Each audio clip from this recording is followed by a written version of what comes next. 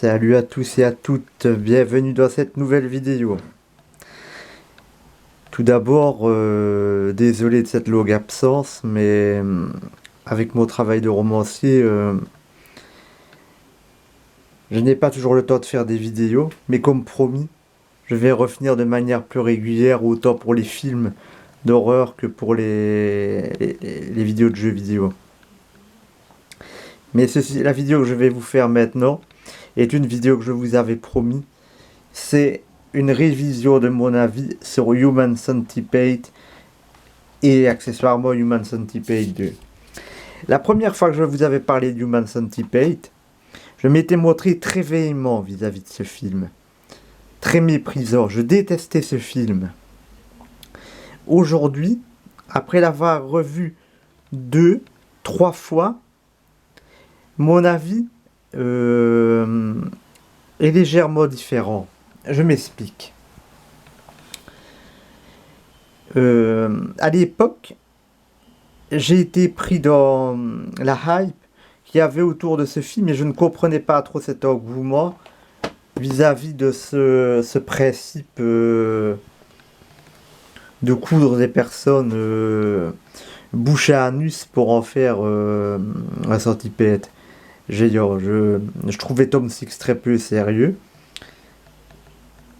Ce qui est quand même toujours un petit peu le cas aujourd'hui. Mais j'ai revu le film et il n'y aurait pas eu toute cette hype autour du film. Je pense que j'aurais apprécié le film différemment. Je l'ai regardé à tête reposée et The Human Centipede peut quand même être catégorisé comme un thriller assez malsain. Et le premier opus n'est pas si mal que ça, quand on veut bien s'y attarder.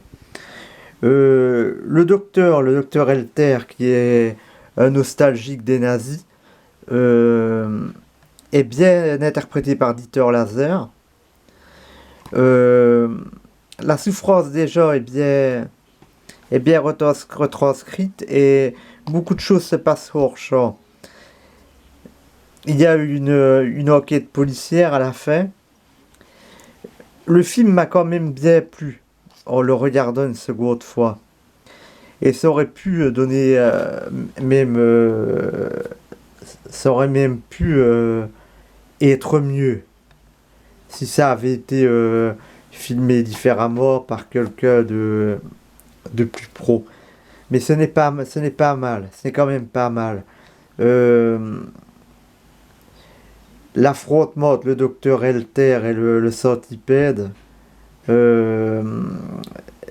l'affrontement entre le docteur Helter et la police, il y a quand même de bons moments dans ce film.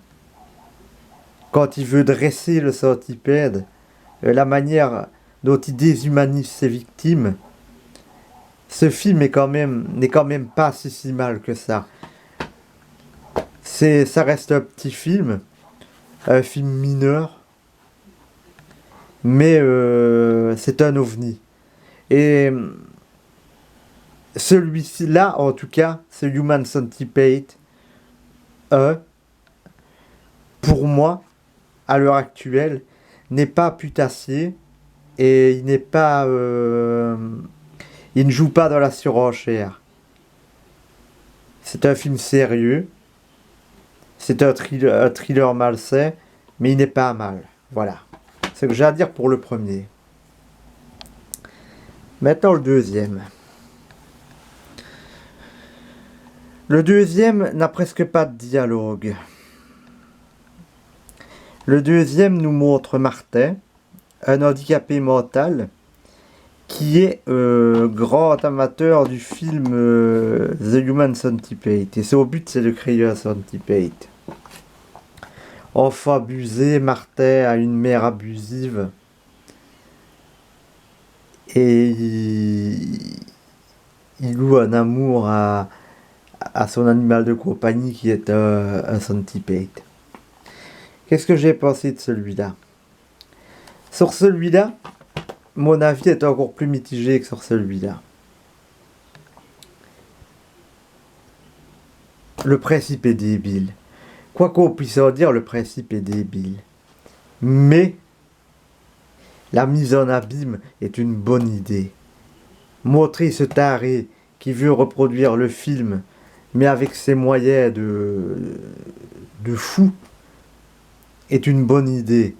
L'environnement est vraiment malsain. Le père pédophile de Martin qui est absent, sa mère, son voisin skinhead, son docteur pervers. Il y a de bonnes choses. Il y a de bonnes choses. Il y a énormément de mauvaises choses, de surenchères, de conneries. Par exemple, quand Martin veut à tout prix faire chier son centipede et qu'il y a des explosions de diarrhée partout, j'ai trouvé ça ridicule, dégueulasse. Et Tom Six a un gros problème, aussi, surtout dans celui-là. Dans celui-là, on aurait pu dire qu'il savait jouer sur les ambiances, mais Tom Six confond le gore et le dégueulasse avec l'horreur. Aucun de ces deux films, en fait, ne m'a causé la moindre frayeur, et ne causera la moindre frayeur à personne. Un dégoût, de la répulsion, mais rien de plus. Et le 3 dont j'ai vu les trailers a l'air encore plus ridicule au niveau scénaristique. Mais voilà, la différence étant que je dirais que ce sont quand même deux films à voir une fois dans sa vie. Surtout le premier. Le deuxième est dispensable. Mais le premier, il est au moins à voir une fois dans sa vie. Dans le genre outrancier, j'ai préféré The Serbian Film. Mais celui-ci, on pourrait quand même le mettre dans les beaux petits films. Voilà. Celui-là est moins beau de toute façon, mais si vous pouvez le voir, ne vous en privez pas. Il y a quand même des moments bien pensés. Il y a des moments bien pensés. Ils sont rares, mais ils existent.